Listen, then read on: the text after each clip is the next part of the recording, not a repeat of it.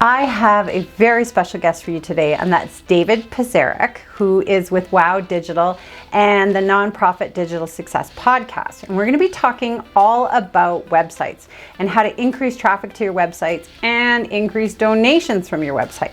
I'm also going to link all of David's contact information below in the description because he has a free webinar for nonprofits. So with that, let's welcome David.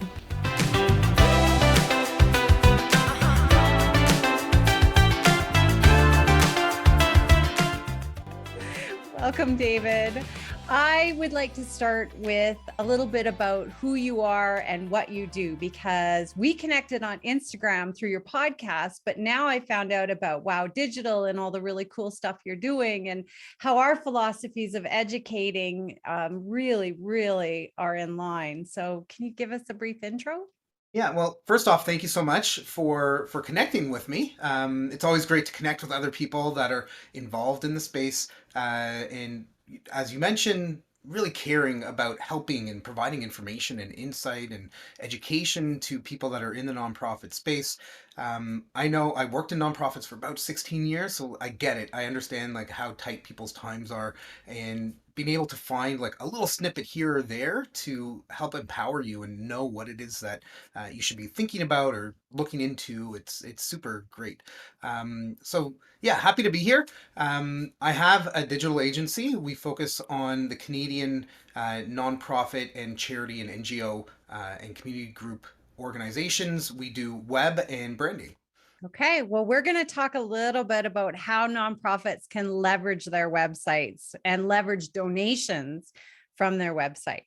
One of the things that a lot of nonprofits don't really think about is that their website isn't just a website. It's not just a piece of marketing collateral.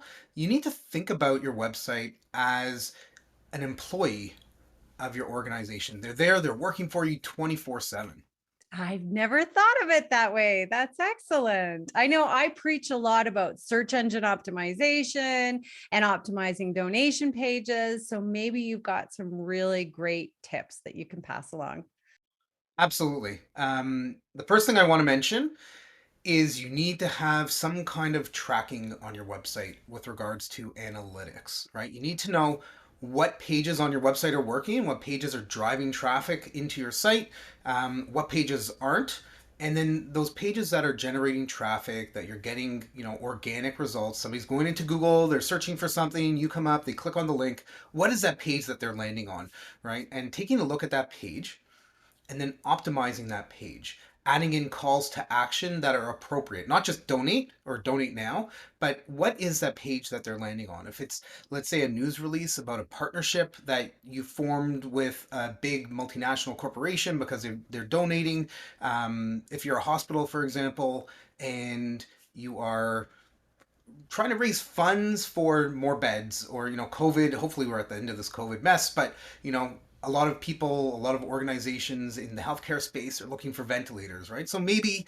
there's a page that you're like, hey, we need ventilators, donate to this, right? Instead of having a donate button, make that call to action specific to the cause, right? So help us raise, I don't know, $800,000 to buy 50 more. I don't know how much they cost, right? But like to buy 50 more ventilators, if you can tie that to a specific reason versus a generic donate call to action, then you're starting to pull on people's emotions and get them to really understand and care what it is that you're looking to do. Hmm. Yeah, bounce rates. Bounce rates is another thing too. Like how are people going to the site, they're going to that page and then boom, they're out of there almost immediately and they're not clicking through, they're not engaging with that page. What is other content that you have that is related to that you can get people to click through to another page in your site, right? We're all publishing content to our sites. We've got articles and news releases, blogs. If you have a podcast for your organization, or maybe there's a link to a program or service that you're offering, or to I don't know, get more volunteers for your organization. There's certainly things that you can be doing and asking people to do. And the only way to really get people to do what you want is to make a clear call to action. Okay. So how would you make a clear call to action? So I touched on this a little bit. You need to really identify what it is that people are looking at on your site taking a look if you can dive deeper into that in terms of what it was that somebody searched for that drove them to that page that they're on, and then create that tie, create that connection, make that call to action right there. You don't want to bury it further down on the page. People tend to kind of skim through content. What we've seen on a number of sites that we've done audits on, we've done an audit of over 400 nonprofit and charity websites. What we often found was the call to actions were just like a plain text link on a page. You want to make it visible, you want it to stand out. Quite often, it's just making it a button. So having it like a big, bold color that stands out on the page. If your site is blue, make that call to action a yellow color, for example. Yeah, I always put up a link for Canva as well too because it's free and you can create stuff so easily with it and do some custom graphics. That's another thing that, having those custom graphics on the website to just make it more unique and more branded and I know you guys do branding too, so I imagine that you're gonna agree. Yeah, you need to have your brand, you need a brand guide, right? Whether it's just, hey, here are the colors we use, or it's like a really in-depth, 30-page document. Honestly, it doesn't matter so much. Depending on the size of your organization, you'd probably want one that is broken down a little bit more in terms of like proper logo use and stuff like that. But you want to have your primary color or colors, your secondary and tertiary colors, and you want to make sure at least one of those tertiary colors um, is a complementary color to your main branded color. That way, like on a color wheel, it's opposite on the color wheel, and that way it'll be bold and stand out. So, what do you recommend for tracking analytics? One of the best platforms that we constantly recommend, mostly because it's free, is Google Analytics. You just go to analytics.google.com and you can sign up for free, and it'll give you a bit of code that you can drop into your site. If you don't know how to do that, reach out to me. Me and my team will do it for you for free. No, no, extra upsell or anything like that. We'll work with you. We'll get it set up for you and we'll embed it in your site so you can start collecting the data. Yeah, yeah, it's that important. I understand. Okay. What about donation pages? Optimizing our donation pages. Yeah, donation pages. It's really interesting. I was just talking to somebody else a couple days ago, actually, on another podcast about donation pages and what really should be on it. And our opinion is to keep it as simple as possible. Whatever it is that you need to make and process that donation is all you should be collecting on that first thing. So, like, think name, email, and I don't, sometimes depending on the system you're using, maybe you need address, maybe you don't, and the credit card details and the amount. Work with your fundraising team if you have one. If you don't, totally fine. But think about, additional messages that you send out through the rest of the year and other donation forms that you might be sending out to be able to build up a bigger profile about those people that are making those donations. So maybe end of year donation, maybe that's the time when you have on that form what is your address piece, right? And then you can, some organizations still do snail mail, things like that. So I always do a thank you call within 24 hours of receiving a donation. And then that's the time too where I can get an idea about age, demographic, things like that, that I can plunk in afterwards as well. Yeah. You want to make sure that you're using a platform where you can track the people that are making the donations. There's tons of them out there, or you can even just use an Excel spreadsheet if you're kind of doing shoestring budget type of thing. There are some platforms out there that are free, but you want to try to track when they make their donation. So, like month, maybe the day, that's not really so relevant. But if okay, every April they're going to making a donation, right? Hit them up in March with some messaging, hit them up in January with some messaging, and the messaging should not always be about make a donation. Right? You need to tell a story and you need to pull that through everything. You need to create, as I mentioned earlier, that kind of emotional connection with people, make them understand where the money is being used, tell stories in what it is that you're talking about so that you can really make them understand how their funding is being used by you. Yeah. And that goes to my next question, which is blogs and video and things like that on the website. Because I know so many nonprofits who are like, we don't have time for that, but it's so important. So I was hoping you could back me up. 100%. So I have a webinar that I run, and in part of the webinar, I talk about why content is so important. And your website is not one and done, right? You don't build a website and leave it and, it's just going to do magic.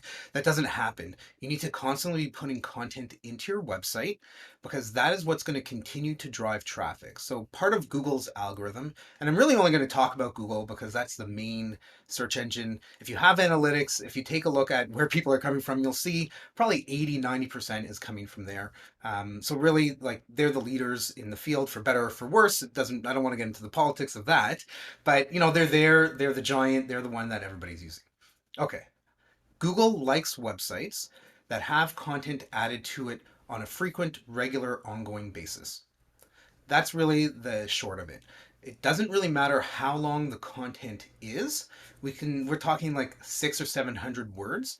We worked with one of our clients, and they were publishing something before we started working with them every, I don't know, about every 2 months, every 6 to 8 weeks or so, and they were getting okay traffic. They were a little bit of a smaller organization. They were getting 150, 140 organic visits a month. Not too bad. When we started working with them, on the wall behind me here, I've got a what we call our content planner, and we have a content workshop that we run.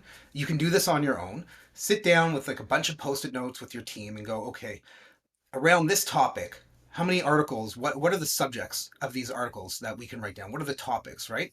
And write down as many as you can in a 2 minute span. Do it again 2, 3 times. You'll end up with like 60 or 70 post-it notes. If you want to do it digitally, you can type it up in Word or whatever. It doesn't really matter. But then you can take all that content and you can plot it out across the entire year. So, for example, Alzheimer's Awareness Month, if your organization is somewhat tied or specifically related to Alzheimer's awareness, you can generate and figure out which content you should be doing during those specific months. And then going from that, when we worked with this specific client, we moved them from once every 6 to 8 weeks to monthly. So one article, we're talking about 7 to 1,000 words, not big, not very complex. We were able to almost double their traffic. We got them to 230 to 250 organic visits a month, and they said, let's put this into overdrive. So after about 3 months, we moved them into a weekly publishing cycle. We already had the topics sorted out.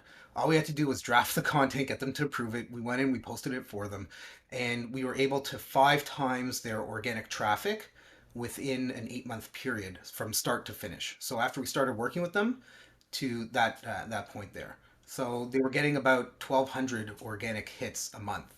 Wow. And it saves time. I try to preach this. You can take your content and cut it up into little pieces for social media posts, throw it into your case for support.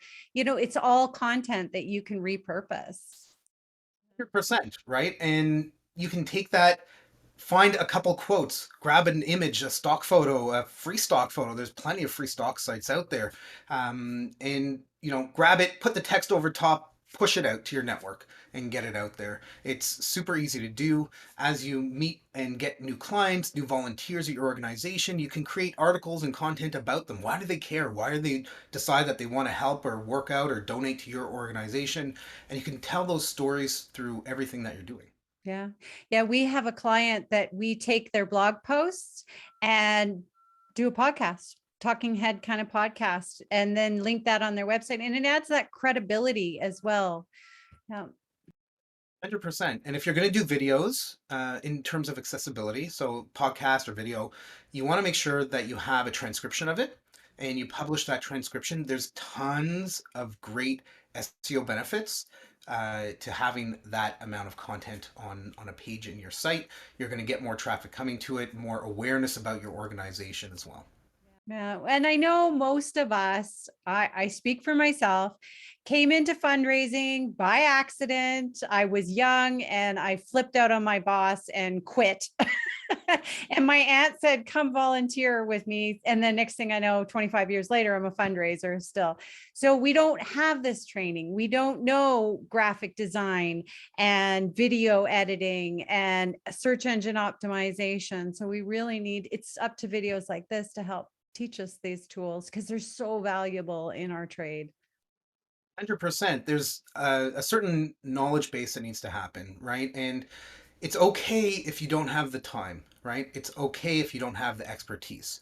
There, go into Google, search for something, whatever it is that you're looking for, or YouTube is like the second or third top search engine out there.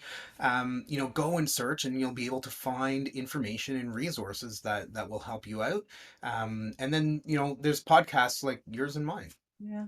Yeah. I'm going to link all of that in the description as well, too. And your webinars. We'll have to link your webinars as well. So the next webinar is on July 7th at 2 p.m. Eastern, and I talk about how to optimize your website to get more traffic, more donations, and have a bigger impact. Is there a cost to that?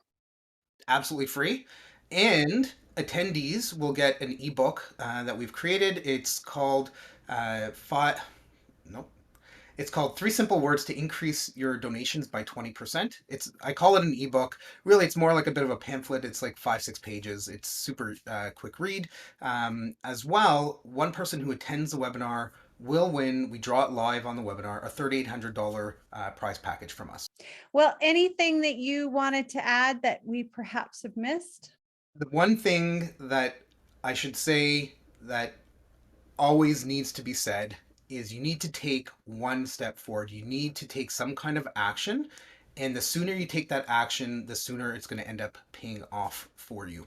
So go on your website, make a little tweak to a bit of copy, change whatever, that message is when somebody first lands on whatever the page is. If you look at your analytics, take some kind of change and implement it, and you'll start to see results. Mm-hmm. I just had a conversation with someone yesterday who was talking to me about what's the value of doing this. Well, there's so much value in it, but one of them that he really grabbed onto is when I approach a donor, when he approaches a donor, that donor is going to Google us. And what do you think is going to come up? The website. And is the website positioning you as a leader in your particular area? Right? Is the website showcasing your organization in the quality and the light that you want it to be shown as, right? In our audit that we did, there's so many sites that look like they were made 20 years ago. Some of them were made just like 5-6 years ago. And it's really unfortunate that they look the way they do because, does the organization even still exist? Are you still doing the work that you say you're doing? And one of the things that we also found is it's really hard to find contact information. So if somebody wants to get in touch with your organization, have a phone number, have a web form, have an email, have some way that people can connect with. Well, thank you very much for your service, because I know that you do this from a genuine place of wanting to be helpful, and that it's not about marketing. It's truly about helping to empower nonprofits. So thank you very much.